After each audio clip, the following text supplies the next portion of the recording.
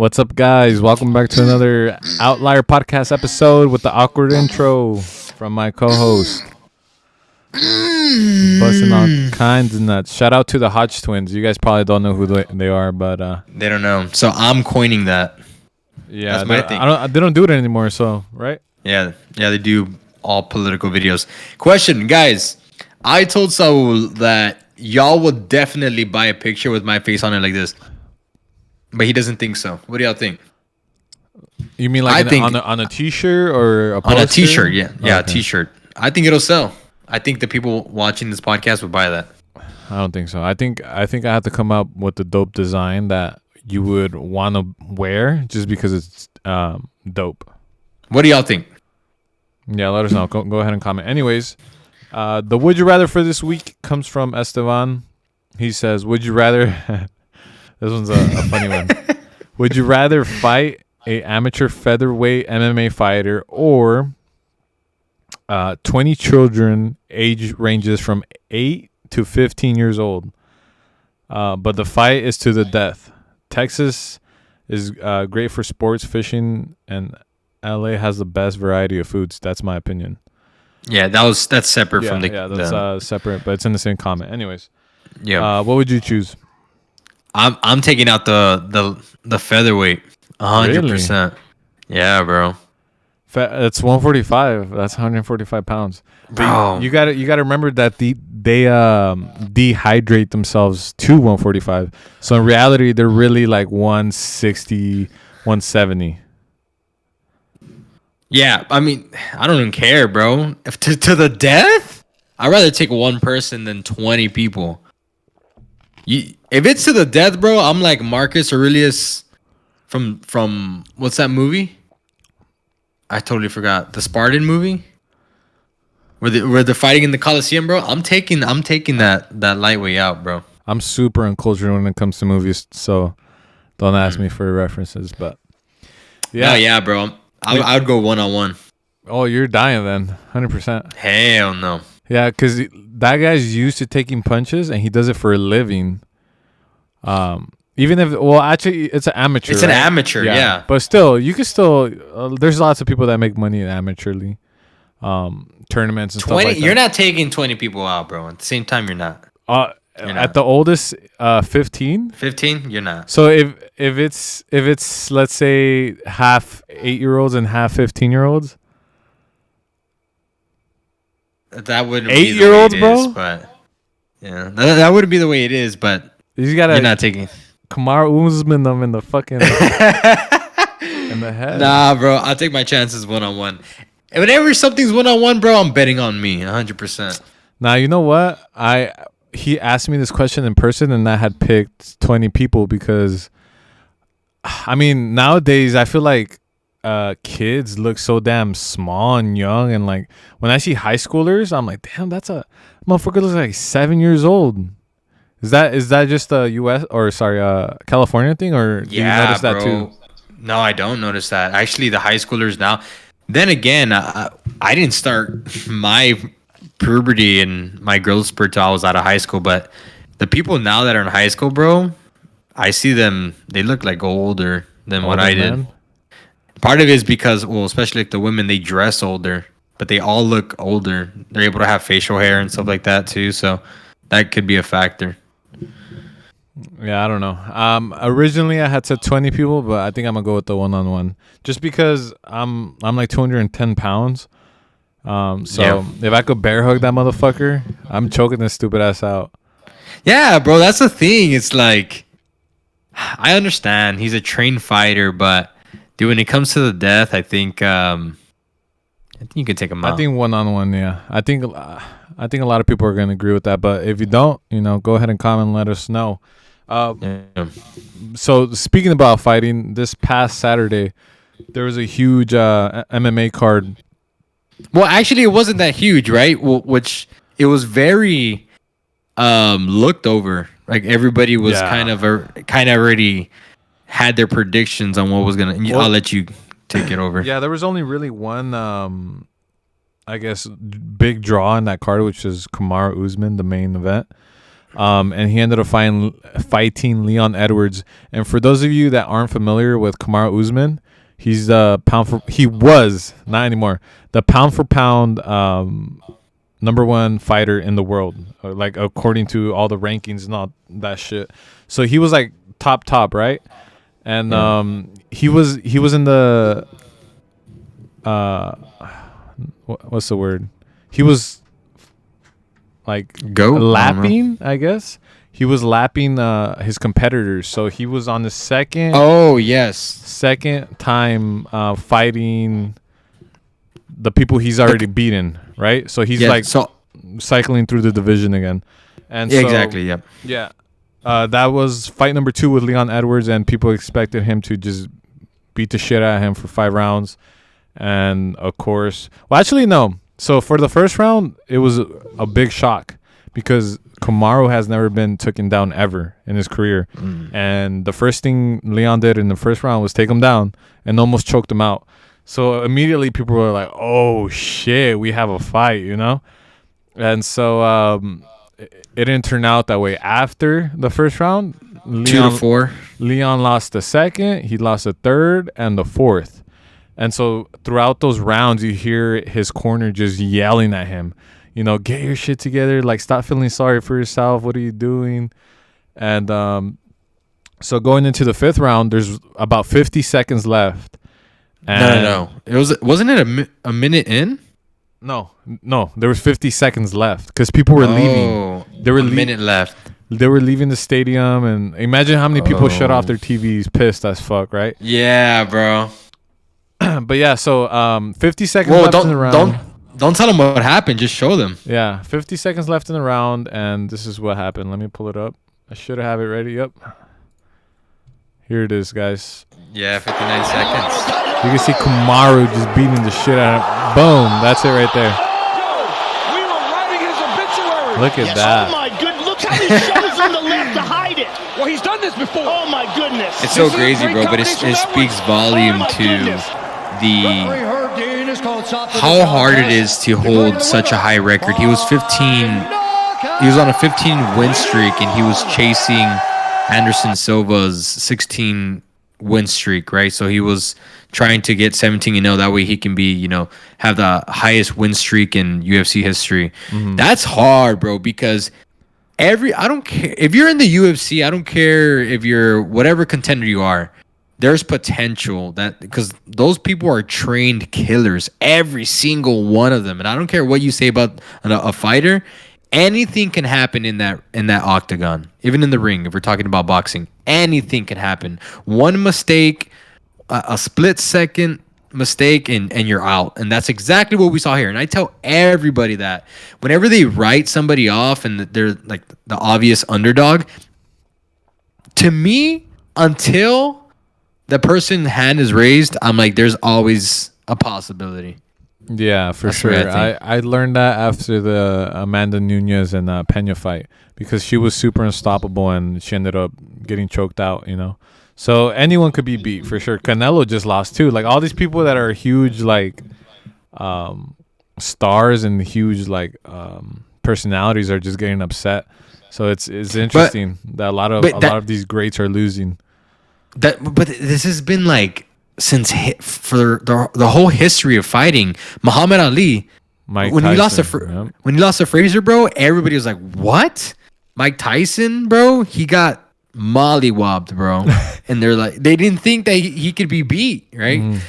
But anything can happen in that game, especially like when you got great fighters like this that other up and coming aspiring fighters have someone to look at.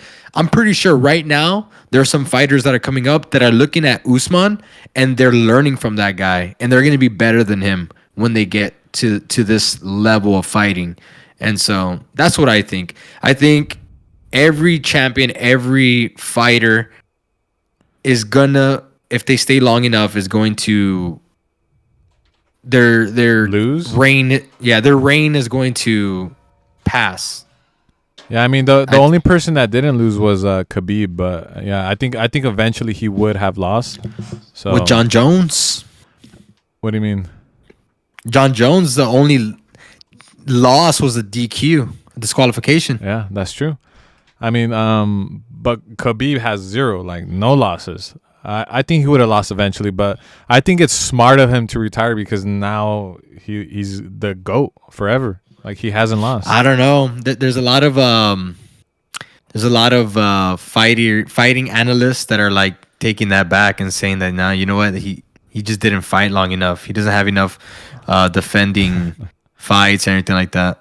I'm being serious. This is a real thing. I know. Yeah, but people are always gonna disagree. You know, no one's ever gonna completely agree with the. Like lots of people say John Jones is, and I could, Yeah.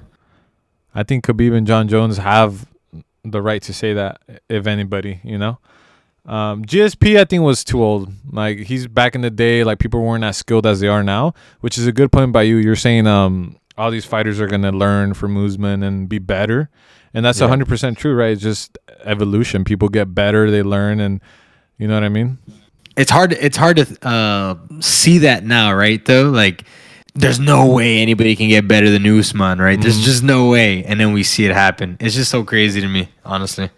Yeah, I mean, like, I remember watching clips of like football back in the day and how fucking ass they were, or even basketball. Like back in the day, the pros, right? The ones that were televised were so fucking ass. Yeah, like, you see their shooting techniques. So, like some of them were shoot like that, some of them would shoot with the hook, and it's like, what? Yeah, and these were pros back in the day, right? And obviously everything evolves. People get better. Like imagine having one of them against like LeBron, today. Like it's bro. You know what I mean? Yeah.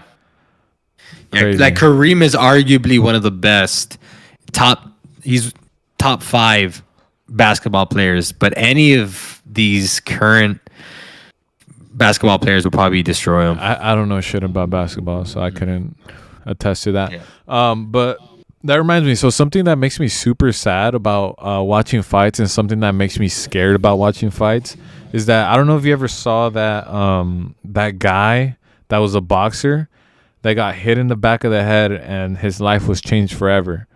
Now, if you guys don't know what I mean, basically, I don't know the guy's name, I'm sorry, but he was in a boxing fight and they ended up, this guy hit him in the back of the head purposely more than Legally. once. Yeah, more than once. It was probably like, I don't know, a handful of times.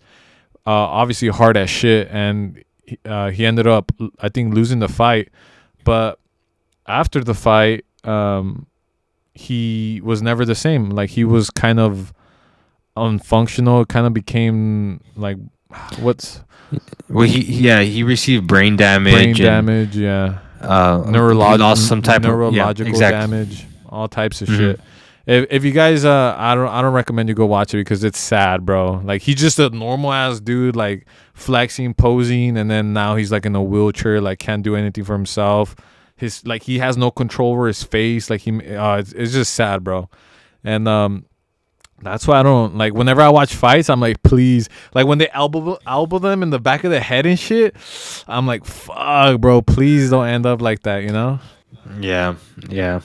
It's a dangerous game, bro. It's on top of like the physical damage. It's also like fighting is a mental thing, right? I think we were talking about this the other day too. Is how is Usman going to come back from this? And I think what everybody's predicting is that he's going to come back and he's going to within the rematch he's going to reclaim his title. We would like to think that because I still right now believe that he is the better fighter, and I think a lot of people do that are fans of the sport. But you can't count out that mental game, because once you get knocked out, you're susceptible to getting knocked out again. That's just proven. And secondly, what does it do to you mentally? He might not have the same confidence as he had before when he was on that 15 win streak, dominating the division. Now he might, have some type of crisis within him. Like, am I as good as I think that I am? That confidence just might be a little bit lower than what it would be. And then now Leon Edwards might have a gain of confidence. Like this guy can be knocked out. I've done it before. I beat this guy. But not only that, everybody to come after Edwards is going to know this. Well, you know what? If Leon did it, we can do it, right? Especially the people that have beat Leon in the past. That's just it's opened the door for more opportunities for other people to kind of go up there and gain confidence and grab it from him. And personally, I think that it's the start of his demise, but we'll see. Yeah, I think if well, they're obviously going to rematch for the third time. I think Leon wins, because I think you're right. I think snap! I think the confidence thing is huge, and I think Usman will be more timid this time around, being like, I don't want to get knocked out again. He's gonna play, he's gonna play it differently, right? Yeah, Which is not what he's used to, and I think that's gonna be his, the start of his downfall. And I think Edwards probably, is studying deeply what he did wrong, because he was getting beat. So he's gonna know all his mistakes and fix them, right? And so if he fixes his mistakes, and if Usman's in his head, fighting differently, then I think Edwards comes away with the win again. Damn, I would love to see it. Honestly, I don't know, something about Edwards. How can you hate the guy, dude? He's so genuine. He seems British. There's that. he seems very authentic, and I don't know. I like his character. So I would love to see it. I think that it's more probable that Usman would win, but I mean, I guess we'll just see how it plays out. Yeah, for sure. Speaking of fighting, did you hear that Andrew Tate was meant to fight Jake Paul, I believe? Yeah, is that happening? I don't know. I don't know, but so I didn't know that Andrew Tate is a kickboxer now. Yeah. Is he a professional? Yes, but overseas. Was a professional. So he was an amateur for a while, and then he became pro overseas, and then now he's kind of retired. Was he any good or no? People say he was. I've never seen clips or anything like that, so I can't say personally. But I don't know. I think that would be pretty cool, because Andrew Tate has obviously taken over the internet. And are you familiar with some of the stuff that he's come out with, or his content rather? Yeah, so he's very pro man, I guess, right? Well, it's called RP content, which I'm a huge fan of. I don't know. What does that stand for? I don't know because I searched it up. I don't know what the acronym stands for. I don't know what R and P stand for, but basically the RP content is dating dynamics. So it covers the male and female roles of the dating scene, right? And so I'm pretty sure the listeners right now have come across some type of this content on YouTube where guys are trying to give other people advice or dating coaching and stuff like that. All that falls into RP content. Okay. And so basically RP content tries to teach you the male and female roles, masculine versus feminine, and tries to teach the men how to be masculine, and the females basically put men and females in their roles is what the teaching is about. But he does it in a very provocateur way. And that's the reason why he's got so famous. Because I watch a lot of RP content. I'll have 5 different YouTubers that I like to go watch. And they all say the exact same thing that he does, but he just says it in a more aggressive way, which kind of pisses off a lot of people. And so people come after Andrew Tate and they say his ideology is completely off. It's it's not off. He's playing it smart, because he knows that he's not going to be famous if he plays it the respectful route. He's being a provocateur for a purpose. He's trolling is basically what he's doing. Yeah, so I was just gonna ask you that if you think he's being genuine or not, right? But me, I obviously, as someone that's sarcastic myself and very I fuck around a lot. I recognize that shit from a mile away. He's obviously doing this to get a rise out of people, and it's working. So much to the point where he's getting banned from Facebook. Everything. I heard he got banned from Facebook, Instagram, and maybe Twitter. I didn't hear about the Twitter, but it's Facebook, Instagram, TikTok, and YouTube as of yesterday. Oh, YouTube, wow. bro. Really? Everybody's banning him, dude. And this is a guy that just is speaking his mind and isn't really harming anyone, Dude, that's the issue. I don't care if he's saying misogynistic things, because that's what people are saying, that he's a misogynist, he's a danger to females, he's teaching all these males how to disrespect women. how are we going to ban this guy for the freedom of speech that he's speaking freely, but we're gonna have liberals or other people defending transsexuals, all these other things going on. Like, we can't just play one side. Yeah. There's obviously an agenda trying to be pushed. How, like, some content's being accepted and everybody's coming together against Andrew Tate. How are y'all gonna let words affect you that much? I don't know. I mean, I disagree with this banning because you have to, even if you don't agree with the other side, you have to be able to at least express your thoughts. And if he's not able to do that, then why are these people that you consider to be right able to do it? I don't think that's a healthy thing to only see one perspective. Even if the other side is obviously wrong, you still want to hear them out. So I think that's something that the USA is huge on, is fucking freedom of speech. But then again, these companies are private, so they have the right to do whatever the fuck they want to do. I just don't agree with it. It just sucks. Yeah, 100%.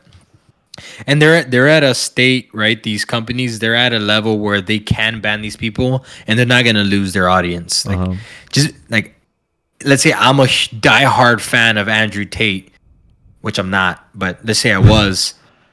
If they ban him, I'm not gonna be like, oh well, I'm deleting Instagram, Facebook, YouTube. I'm not gonna do that. That's why these companies are able to do that.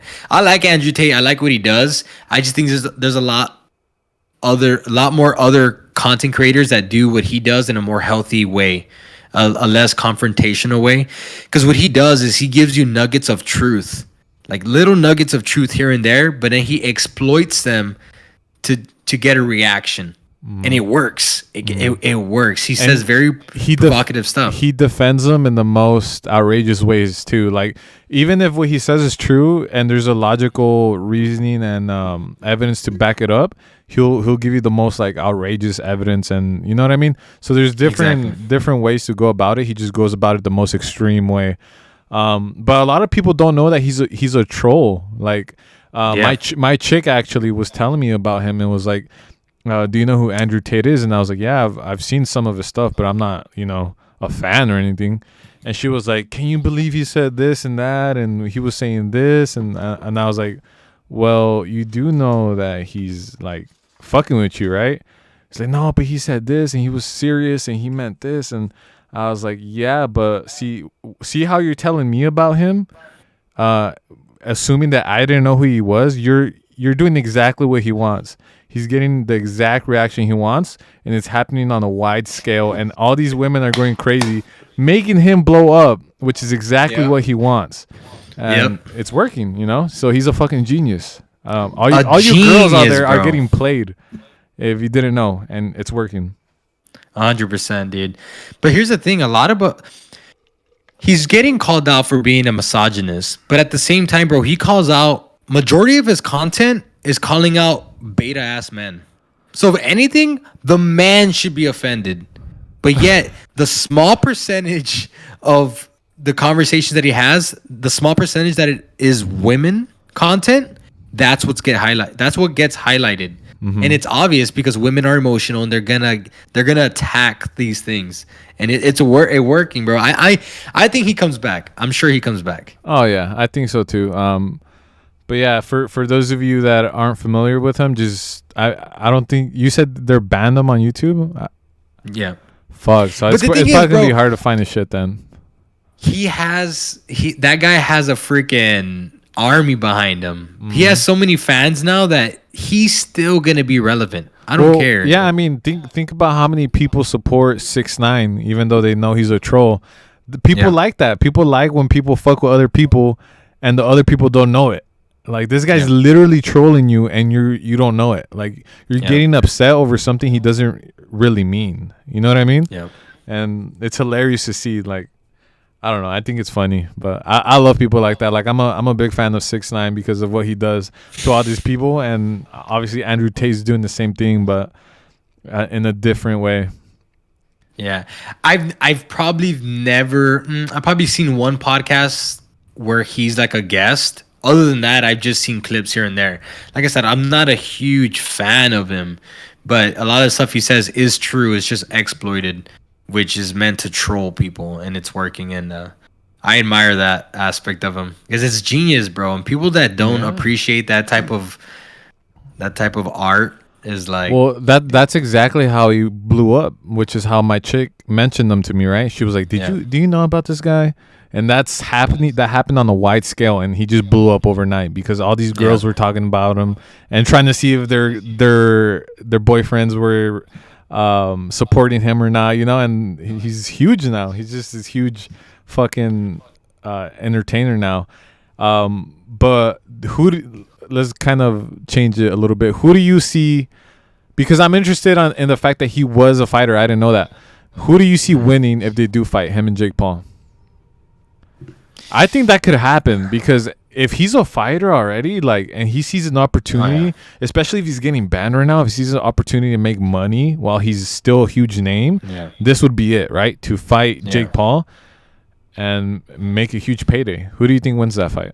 Because Jake Paul is not a pushover anymore. He's a really good boxer now. Yeah. I've never seen Andrew Tate fight, bro. But all I know just is the that fact that he went pro, it has to tell you that he's good, right?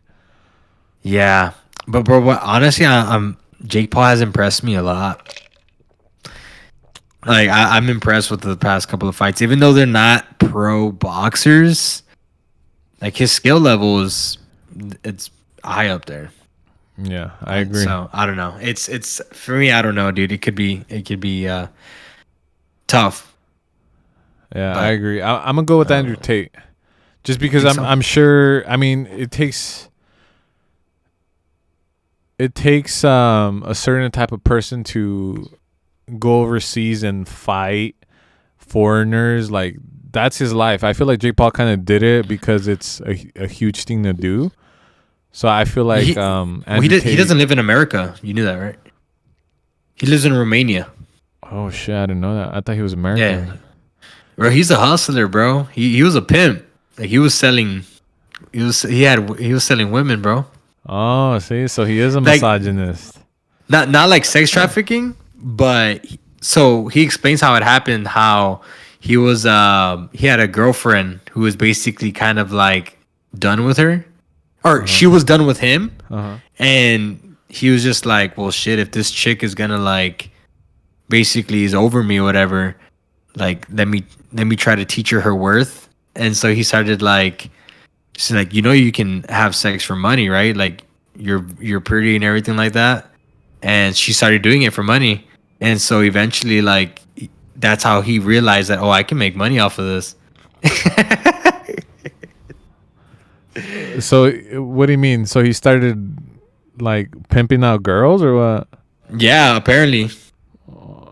Damn, that's crazy. Well, if he's from Romania, I don't put it past that, like there's countries over there don't give a fuck, like, exactly, bro. They don't give a shit. And apparently he owns like several casinos and oh really? Yeah, all this shit. His brother's a business owner as well. His brother's very successful. That's cool. I don't know that about him, but yeah, you guys should definitely check him out if you're looking for a laugh, because he's very funny. As long as you know going into the video that he's trying to press people's buttons, then you should enjoy his content. But yeah, guys, let us know what you guys think about the ban, or if you guys want to let us know who would win in the fight, Jake Paul or Andrew Tate. Make sure you guys comment the would you rather for next week, and we'll feature it in the next episode. Anything else you want to add? Yes. So on my podcast, we kind of talk on dating dynamics. So I invite a female on my show, the Common Podcast. And we talk a little bit about Andrew Tate, and we talk a little bit about dynamics, and we get very deep, kind of personal into her dating life and kind of how things work. I'll give you a quick example before we close this. I asked her, there is this belief that the higher the body count of a male, so let me scratch that. The more sex that men have, their value goes up, but the more sex that women have, their value goes down. And I asked her, do you agree with that? And she said yes. And so that's one of the Really? conversation. That's right. I had the same reaction. And so I did not expect her to agree with that because she stroked me as a feminist the way she was replying to my Instagram DMs. And so when she agreed to that, it really blew my mind. And so when I asked her, I thought her answer was going to be very complicated, very sophisticated, right? It wasn't. It was very simple. She's like, I think a man with experience are just a lot better partners. I don't want a guy who's inexperienced. I was like, wow. Because the fundamental thing behind that belief system is that men have to work to have a high body count, right? They have to be competent. They have to have money, status, and all these things, right? And then for women, all they need is their looks. All women need to do is ask, and they get the body counts. But for men, it doesn't work that way. If you're ugly, you don't take care of your health, you can't make any money, you have a crappy job, you don't get the girls. So that was the difference, right? And I even gave her an example of Bad Bunny. I was like, how many girls would sleep with Bad Bunny? Almost every girl will sleep with Bad Bunny. Why? It's because he's famous, he has a status, and he has the money. That's all it is. If Bad Bunny was a garbage man, nobody would care about him. And that's just the truth. Yeah, I agree. I've always thought that for a long time. These guys in particular are like these average ass men getting all these fucking girls, right? Like especially rappers, like fucking ugly ass rappers, and you're just like, yep. Oh, it's because he's rich and successful. Makes sense. But yeah, that reminds me.